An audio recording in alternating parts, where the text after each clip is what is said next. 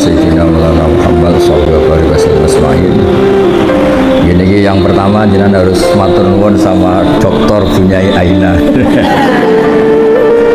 Berkatnya beliau punya watak memaksakan itu akhirnya.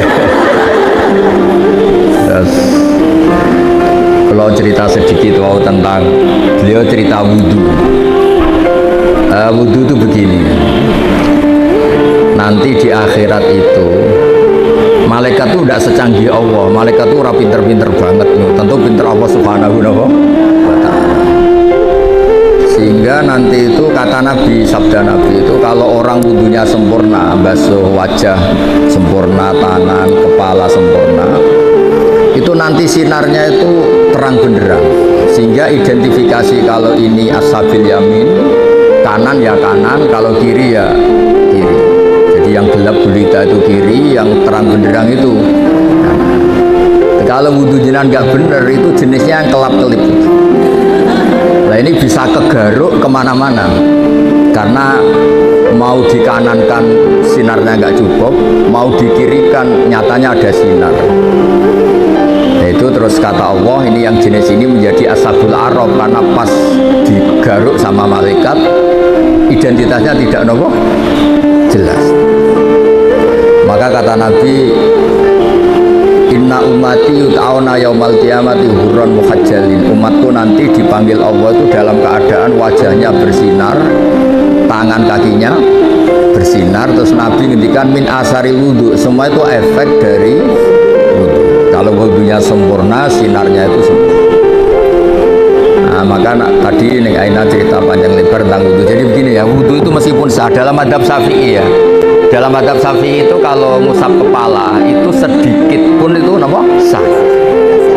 Tapi kalau dalam madhab Hanafi itu minimal itu sambon-bonan, seperempat turun. Ini itu apa kalau orang Jawa? Bon-bonan. Tapi yang musalsal, tapi bukan syarat sah ya, ini ideal ya. Yang musalsal sampai Rasulullah itu terutama bagi cowok kayak Gus Sofa ini begini. Nabi memasukkan, nah coba pegang ini pegang ini mic-nya. Ya Nabi memasukkan ini dua jempol ke sini, terus ini ditemukan di sini, terus begini. Musalsal. Nah musalsal ya, ini begini, terus ini ditempukkan gini, terus begini sampai sebelah. Sehingga semua kepala kita ini kena asaril wudhu, kena wudhu. Karena diantara identifikasi orang baik ya itu ada istilah yauma taral mu'minina wal mu'minati yas'a nuruhum baina aydihim wa bi aymanihim. Nanti di akhirat itu para malaikat itu melihat ini wajahnya bersinar apa enggak. Sekali bersinar langsung dikategorikan partai kanan. Kalau yang tidak bersinar partai apa? Kiri. Berarti partai terlarang. Terus kemudian disekat. Faduriba bainahum bisuril lahu bab, disekat. Nah sekat ini nanti yang menjadi pagar Iqbal ya, menjadi apa? Pagar. Yang temangsang karena kelip-kelip itu disebut ashabil araf. Ashabil araf itu orang kalau dimasukkan surga kuotanya nggak cukup, dimasukkan neraka pernah ke majelisnya nih Ayuna kan nggak pantas. Kalau diumumkan gini kan nggak pas. Para ibu-ibu yang ikut ngaji ning Aina di Arisalah silahkan masuk neraka kan nggak pas ya.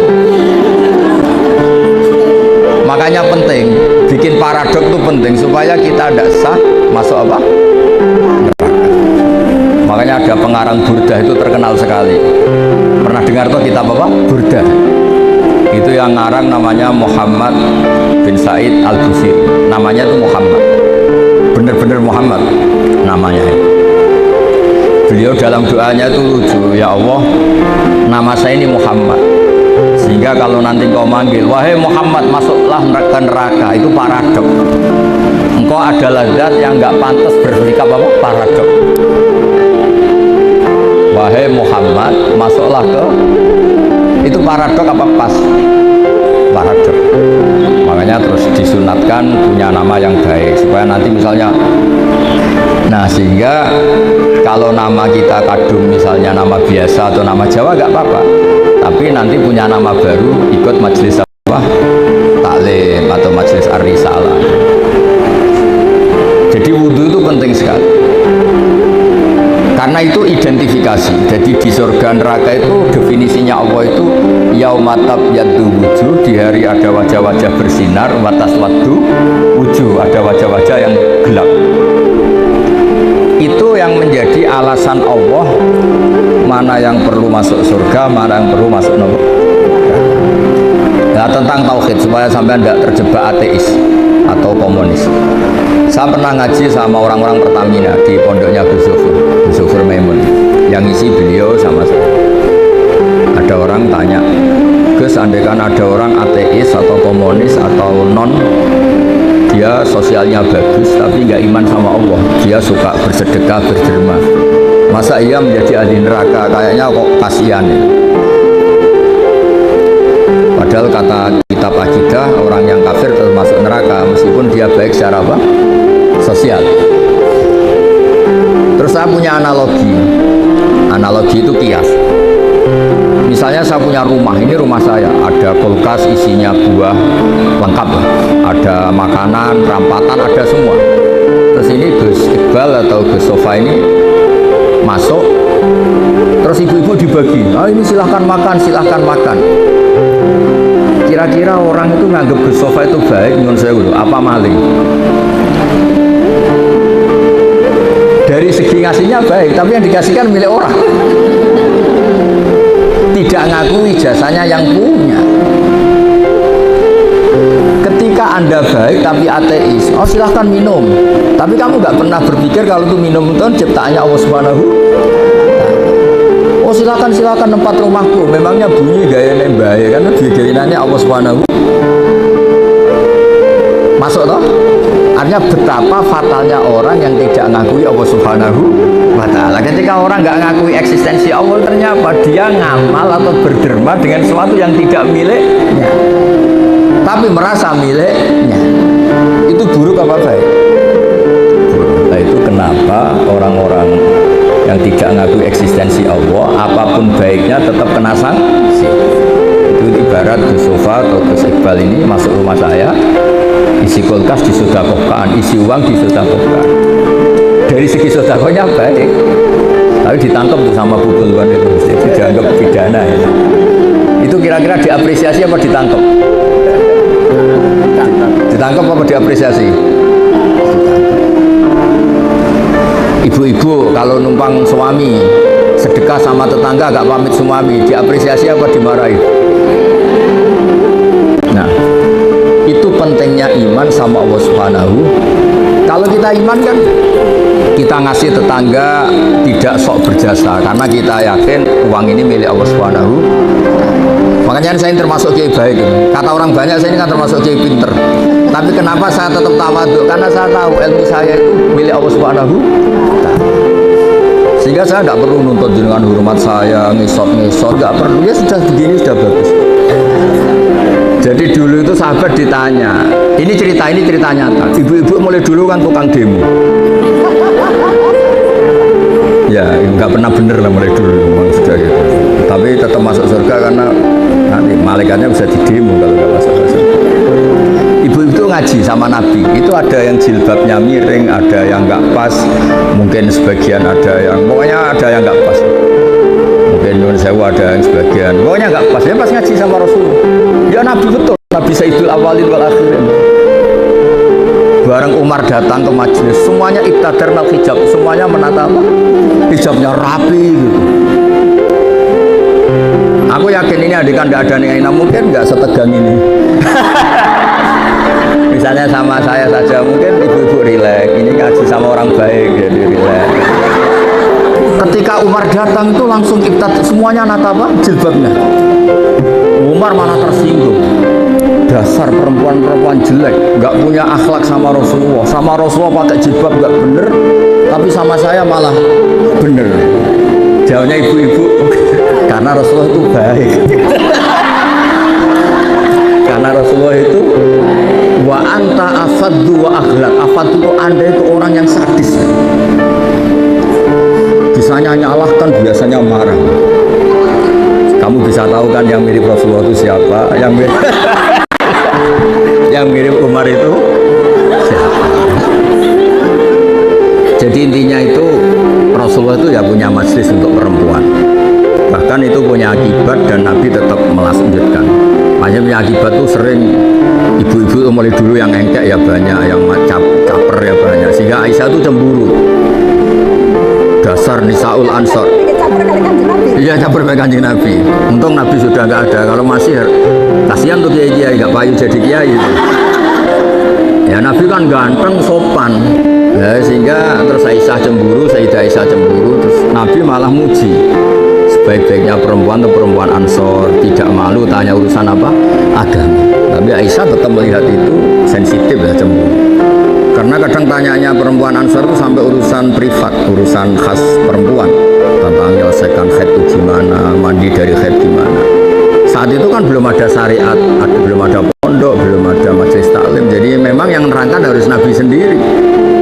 Jadi semuanya itu ada resiko. Kalau perempuan nggak diajarin nanti nggak tahu cara bersih, cara sesuci. Kalau diajarin istrinya cemburu. Jadi kayak itu repot. Ya terus makanya terus banyak yang kayak saya terus nganggep lucu saja. Kalau nggak dianggap serius tuh repot. Ya jadi Umar ya tak teruskan lagi. Sampai tahu kan sekarang siapa yang Umar? Pak Umar marah, ya aduwati anfusina, wahai perempuan yang nakal-nakal. Harusnya Rasulullah ahakku ayyahabna. Rasulullah itu lebih berhak kamu takut, kamu wibawa, kamu hormati. Kenapa sama saya terus? Ya karena Rasulullah itu lebih baik, Anda ini kasar. Semenjak itu, ya makanya terus orang hubungan dengan Allah juga sama. Kamu punya utang orang 1 juta atau 10 juta, nggak bisa nyaur itu nggak berani ketemu. Tapi kamu sering melanggar perintahnya Allah, itu kita istighfar ya nyaman. Dengan segala kesalahan kita mengadu ke Allah ya nopo nyaman. Sehingga Allah ini nyata sebagai Rahman Rahim itu nyata. Coba ya, Anda pakai motor teman kamu gadekan, itu nggak berani ketemu. Tapi kita pakai sarannya Allah, mulai oksigen, langit, bumi, semuanya kita pakai. Padahal kita sering salah, mungkin sholat kita tidak benar. Tapi istighfar tetap nyaman, nyebut asma Allah ya tetap saking baiknya Allah Subhanahu wa Ta'ala, sehingga tetap bikin nyaman orang-orang yang meskipun sedang tidak dekat. Makanya ada sebuah hadits qudsi ngendikan, wahai Daud ini nabinya Allah, saya dengan orang yang lari dari saya itu aswaku, sangat-sangat sayang. Nah di Indonesia kebetulan Thariqah itu bersanad sama hadis-hadis seperti ini, sehingga nggak ada kita adat kiai ngecap orang dengan ngecap itu mensetip masih. Mungkin sebagian kita orang Indonesia masih banyak yang judi online, mungkin sebanyak yang kecanduan narkoba, sebagian kita mungkin masih korupsi, sebagian kita masih nggak bener. Tapi karena agama ini bukan mengadili atau terus membasmi, tapi agama ini membenahi. Kalau ada jalan rusak itu dibenahi apa terus nggak dijadikan jalan? Tetap jalan tapi dibenahi. Kalau rumah ada tikus itu rumahnya dibakar apa tikusnya yang disuruh mirip? Nah, gara-gara sanat-sanat seperti itu, sehingga alhamdulillah masyaallah enak kerennya kayak gini tuh peduli. Takut umatnya Nabi itu wudunya salah, sholatnya salah, zakatnya salah. Tidak kok malah ngadili dasar bego, dasar goblok. Enggak, dibina. Sehingga jenengan harus bersyukur dengan metode seperti ini. Meskipun yang ngeri-ngeri sedap. Saya nggak bayangkan. Nanti kan saya ini kan sudah kiai top. Itu kalau kesini itu ya gimana gitu. Lo tanyain anak-anak ya, tadi nyobain kopi saya itu belum loh. Saya datang belum sampai 10, belum sampai 5 menit belum ada kopi. Kok ngaji Gus ya? Nggih. Orang nggih itu bisa saking baiknya atau saking takutnya. Kayaknya yang kedua. Nah, jadi kan ada di sini aja masih diteruskan. Gimana kalau nggak ditodong? Oh. Pakai mic, ngamuknya pakai mic biar dengar.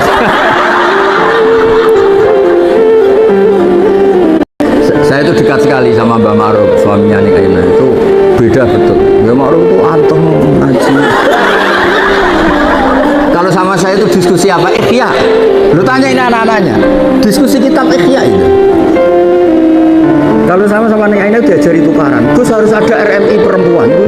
Tadi saya ketemu ketua RMI. Oh gugat terus. Dan saya senang. Memang perempuan itu baiknya gugat. Ini ada cerita. Ini cerita sanad mutasil. Saya berkali-kali cerita. Belum ada hukum Allah dirubah kecuali karena pemberontakan kaum perempuan. Jadi di juz 28 itu ada surat namanya surat Mujadilah. Ada yang baca surat Mujadalah. Jadi ada perempuan cantik namanya tuh Khawlah. Orang Arab itu kan hiper karena makannya daging tidak ote-ote jadi hiper. Kalau kiai Jawa itu kan makannya ote-ote, tempe, terus utang jatuh tempo. Jadi sudah error lah sudah. Masalah syahwatnya itu sudah error. Sudah tempe, terong, utangnya jatuh apa? Tempo. Kalau orang Arab itu kan makannya daging, orangnya punya uang. Ya mungkin karena lama nggak hubungan suami istri, istrinya itu cantik, istrinya itu suci, sudah haid suci.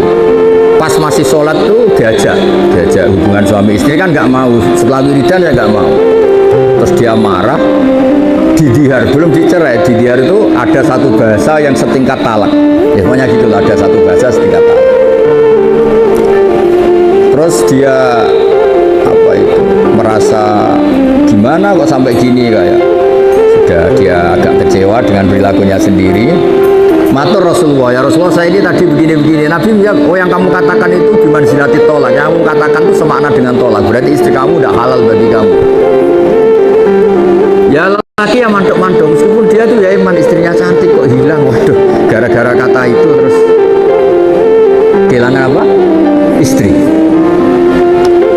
Dia kayak gimana gitu, kehilangan istri cantik itu kan berat. Kehilangan istri jelek aja berat, apalagi kadang ada yang jelek rezeki gitu. Punya suami ganteng juga modeni. Ganteng punya uang nih, nak kere gak berarti modeni. Karena kalau ganteng kere itu terus error ya, nggak menarik ya. Semua ngowo kayak orang. Walhasil terus ya sudah hukumnya itu cerai. Si suami ini langsung nurut sama Nabi, kehilangan istri. Pulang, kata istrinya gimana kata Nabi? Dihukumi cerai. Wow, dilabrak Nabi ini perempuan ini. Dilabrak. Ya Rasulullah ini hukum apa? Enggak bener hukum yang kamu katakan tuh enggak bener. Ini hukum apa? Apa-apaan? Kalau saya dicerai ketika masih cantik nggak apa-apa ya. Lelaki itu sudah menghabiskan muda saya, cantik saya. Ketika cantik saya, muda saya hilang, terus kamu hukumi cerai. Kalau dulu nggak apa-apa, sekarang saya ini sudah tua. Saya ini punya anak banyak. Kalau dirawat dia, mesti terlantar, kata babon lain katanya. Kalau dirawat saya perempuan nggak bisa cari apa? Nafkah. Kalau bikin hukum yang benar, Nabi bilang sementara hukumnya hanya gitu, memang hanya gitu sementara. Lu itu perempuan tadi saking kacaunya bilang gini dengan sama Rasulullah, ya nanti engkau saya laporkan Tuhan bahwa anda ini tidak serius. Karena engkau jadi nabi hukumnya harus dievaluasi. Nah gak perempuan gak bisa. Dia pulang, tapi perempuan ini religius. Dia sujud berdoa, ya Allah kasih tahu nabi engkau bahwa kalau bikin hukum jangan begitu. Itu malaikat datang ke Rasulullah, maturuti ya repot song wedok. Saya tuh berkali-kali loh ketemu ireng ditodong Gus siapa suruh ngaji, saya biasa bilang enggak ya. Tapi kalau ras terkuat di dunia yang ngomong itu bisa masalah besar. Jadi itu Rasulullah Nabi dikomplain. Makanya cerita itu sebagian itu nggak bener. Katanya ada kiai cerita nanti bidadari di surga itu cantik-cantik. Sudah cantik nggak bawel, sudah cantik nggak bawel, terus nggak minta uang belanja, uang salam, pokoknya baik. Terus ada santri bilang, Pak Yai, Bu Yai di belakang baru datang, tapi paling cantik yang dari dunia. Kok bisa hanya ada tambahan itu ya? Saking takutnya. Akhirnya sama dengan tolak. Makanya ada surat ini Sofa tahu Iqbal. Qad sami Allah qalal lati tujadiluka fi zawji. Allah itu mendengar perempuan yang bantah kamu. Tujadiluka itu bantah, komplain. Kayak apa perempuan? Hukumnya Allah aja dilawan. Kondang ya, pokoknya prestasinya itu hebat. Ya tadi Khawlah tadi. Dan penerusnya maksudnya. Khawlah dan apa? Dan penerusnya. Tapi itu menjadi berkah. Andaikan tadi perempuan tadi tidak komplain, mungkin tidak ada hukum seperti itu. Jadi makanya komplain itu penting kalau sudah muqaddar. Jangan pernah dengar kan sholat itu pertama 50 atau 50. Itu berkahnya Nabi Musa yang tukang komplain. Kalau tidak ada komplain bisa 50. Jadi berkah komplainnya Nabi Musa itu kayak Neng Aina, dia kan tidak model gini, mungkin saya tidak ngaji sama. Misalnya loh, beliau berakhlak karimah kayak orang Jogja. Apunten Gus, nak menawi kerso, ngaos, nak boten nggih mboten dadi penggalih, nderek lah. Wah, aku mesti milih enggak yakin milih ya. Kira-kira lah, andai kan Neng Aina kayak orang Jogja sesopan itu, saya ngaji apa enggak? Oh enggak, pasti enggak. Itu butuh teror, itu butuh teror. Saya itu berkali-kali di Sidogiri, di pondok-pondok itu kan masih keluarga itu. Mesti ya mau gue nak ngaji ya, aku mau sesok ya sesok gak apa-apa. Nah, kali ini enggak 5 menit. Jadi ya tadi saya baru asik cerita-cerita sama Mbak Anwar. Beliau delok jam, supaya ngaji. Jadi sowan Mbak Anwar ya dijami. Mbak Anwar loh, abahnya sendiri. Di tengah-tengah asik cerita ya hebat-hebat, Masya Allah. Semoga nanti Mungkar Nakir juga takut tanya. Terus repot musoning Aina wis kono ning sekarang.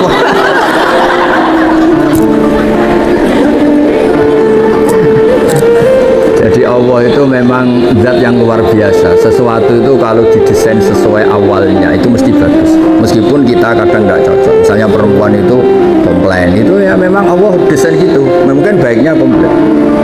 Saya itu sering dilapori santri-santri yang awal nikah.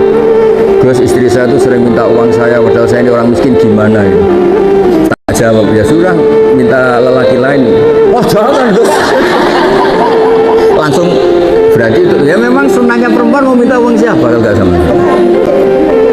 Ada yang cerita lagi, Gus, saya sering marah sama saya gini. Ya sudah biar marah sama tetangga. Jangan Gus, nanti malah gimana? Artinya apa? Ya sudah desainnya perempuan tuh minta sama suaminya, marah itu desain yang apa? Bagus. Maka para lelaki harus nikmati itu, harus mulai nikmati itu. Nikmati radio bobrok ini. Tidak harus. Karena kalau nggak dinikmati ya bisa stroke gitu. Ya karena Nabi itu orang paling pinter di dunia itu kan Nabi Muhammad. Itu nggak ada rumusnya ngadepi perempuan. Nabi pernah ngendikan, ini terakhir ya. Nanti ada tanya jawab, tak turuti semua. Ada Nabi itu ditanya gimana Nabi menghadapi perempuan. Perempuan itu dikhuliqat min dilain awas, dari iga yang apa? Bengkok. Kalau kamu paksakan lurus maka patah. Kalau kamu biarkan tetap apa? Bengkok. Nabi saja tidak punya rumus, apalagi kita. Sahabat ditanya, terus piye? Ya tidak piye, sudah gitu itu sudah. Diluruskan Pak, patah, dibiarkan bengkok. Ya sudah begini. Kayaknya orang paling cerdas di dunia tidak punya rumus tentang apa? Perempuan. Ada orang punya utang 1 juta, disuruh nyaur 1.100.000, tentu seperti ini sepakat itu riba. Tapi kalau sistem itu beda dengan personal, Memang kita tidak boleh bilang langsung halal karena bisa saja lebih dekat ke definisi apa riba. Tapi ya jangan langsung bilang haram, jangan-jangan tadi seperti kata beliau memang itu kebutuhan.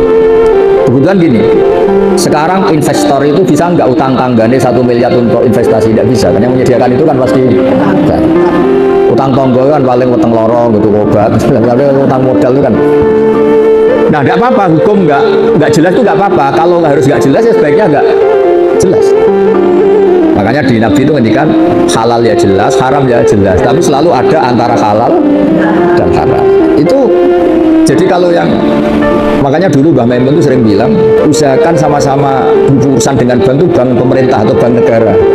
Karena itu kalau misalnya ini salah dan memang misalnya benar-benar riba, sakeliru-keliru negara itu untuk pakai sarana umum.